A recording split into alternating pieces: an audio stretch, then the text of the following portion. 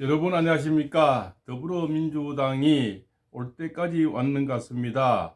사법부를 무력화시키려는 지금 작업을 하고 있는 것 같습니다.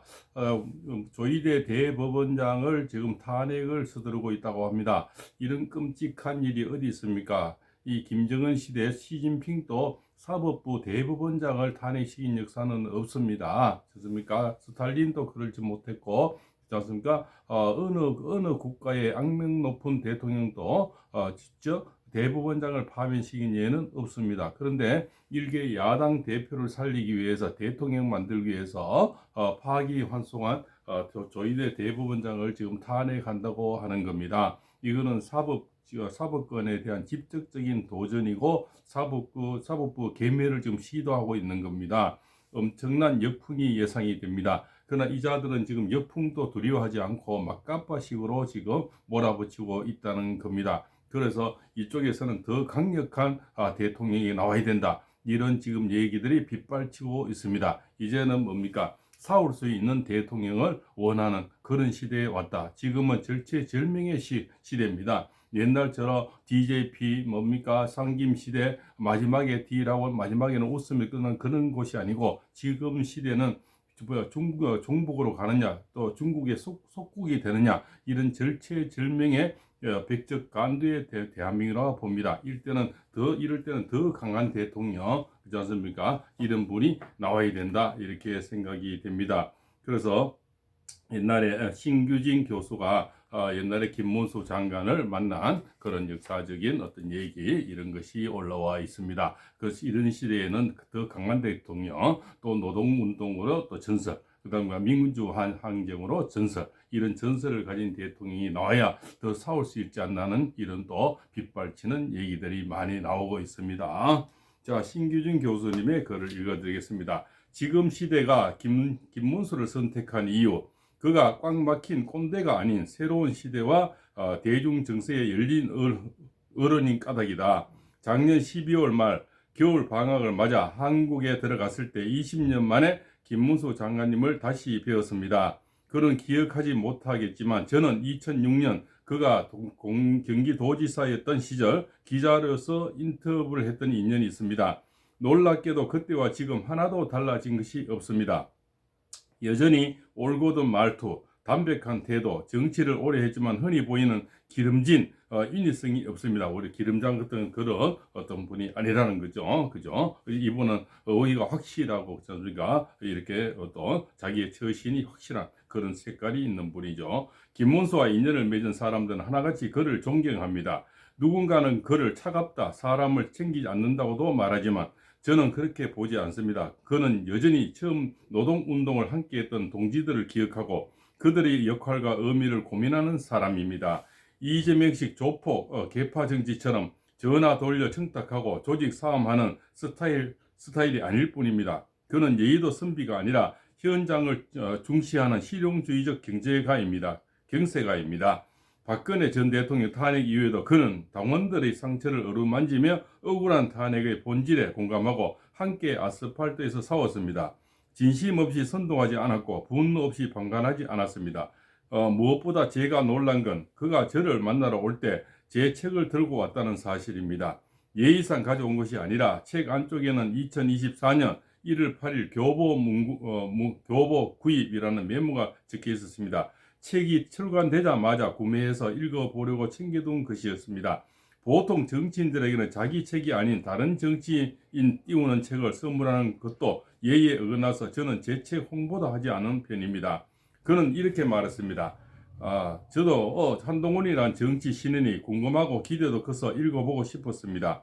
이분은 진심이 아닌 것은 단 하나도 없는 분이었습니다. 새로운 정치 현상에 깨어있는 지적 호기심과 학습 의지 이런 사람이 어떻게 꼰대이고 어떻게 갑질하는 정치인입니까? 주변에도 김문수에 대한 강한 편견과 비호감이 많아서 늘 얘기했었죠.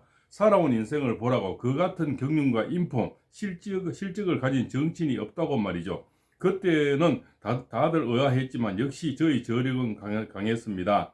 국민의힘 대선 후보로 선출되었습니다. 그의 저력은 아주 강력했다고죠. 그죠? 그래서 결국은 후보로 선출했다. 그는 시대의 흐름을 늘 받아들이는 사람이었습니다.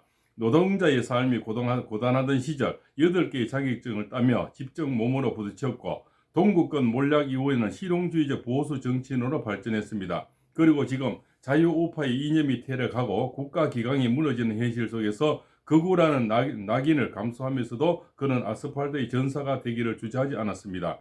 그날의 만남에 대해 혹시라도 누가 될까 자세히 밝히지는 못했지만 20년 만에 만난 그는 여전히 청년이었습니다. 특거리 6개를 해내는 그의 체력만 봐도 말이지요. 그는 쇼하지 않습니다. 다른 무엇이 되려 하지도 않습니다. 40년간 대한민국의 현대사를 온몸으로 체화해온 정치인, 그의 자존감은 누구에게나 굴종하거나 아부에서 생긴 것이 아닙니다. 그가 경험한 대상은 오직 민심이고 국가입니다. 김문수는 더 이상 과거의 이름이 아닙니다. 그는 지금 이 시대가 다시 불러내는 가장 필요한 어른입니다. 보수 우파가 절체절명의 위기에 처한 지금 우리가 발견한 사막의 오아시스 같은 간절한 희망의 불씨가 되어주고 계십니다. 그때 만남에서 제가 해드린 조언이라고는 이것뿐이었습니다. 장관님 혹시 로버트 드니로 주연의 인턴이라는 영화 보셨나요? 요즘 젊은이들은 젊은 척하는 어른을 좋아하지 않습니다. 클래식하고 어른다운 어른, 롤 모델이 되어주고 공감해주는 어른을 좋아하지요. 라고 말씀해드렸고 장관님은 그 영화 못 보셨다면서 꼭 보겠다고 하시더군요. 또 하나 말씀드리자면 당신은 윤석열 대통령 탄핵 반대를 외치는 저에 대해 우려하는 시각이 많았습니다. 동석했던 관계자분들께서 저에게 장관님하고 같이 찍은 사진은 페이스북에 올리지 말아주세요라고 부탁하시더군요. 저도 주변 또래 친구들에게 거구라고 낙이 찍히고 부담스러운 인물이 되어 가던 차라 충분히 그런 우려를 공감했습니다.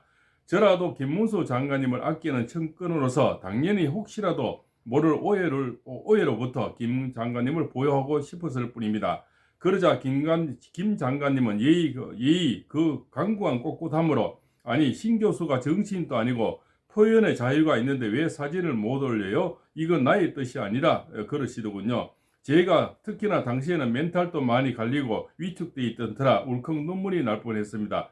여튼 진영 내에서 제가 뭔가 엄청 찍힌 사람 같아서 경거망동하지 않으라고 했고 사진을 올리지는 않았습니다. 혹시라도 오해의 소지가 될까 누가 될까 말이지요. 그럼에도 이제는 말할 수 있습니다. 오늘이 와서 다행입니다. 이제는 모두 힘을 합쳐서 이재명의 전체주의를 바로를 막기 위해 최선을 다했으면 좋겠습니다.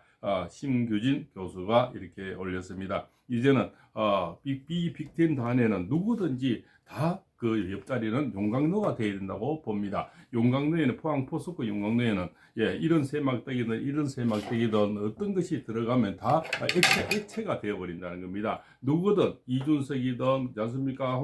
한동훈이든 또 뭐 유승민이든 다 안고 지금 이재명을 이길 수만 있다면 그 빅텐트는 용광로처럼 누구든지 다 들어가서 액체가 되도록 다 이렇게 품어야 된다고 생각이 됩니다. 그런데 우리 김문수 장관님은 충분히 그런 그릇이 되고 용광로처럼 품을 수가 있고 녹일 수 있는 그런 그릇이라고 신규준 교수는 말씀하고 있는 겁니다. 시대가 발견한 우리가 최후의 보루, 최고의 어른, 정치 어른 35년 경력의 김문수 장관을 이분은 추대하고 있습니다. 그래서 이분만이 이재명을 이길 수 있는 그런 분이다. 신규진 교수님은 말씀하고 있습니다. 팔봉쌤입니다.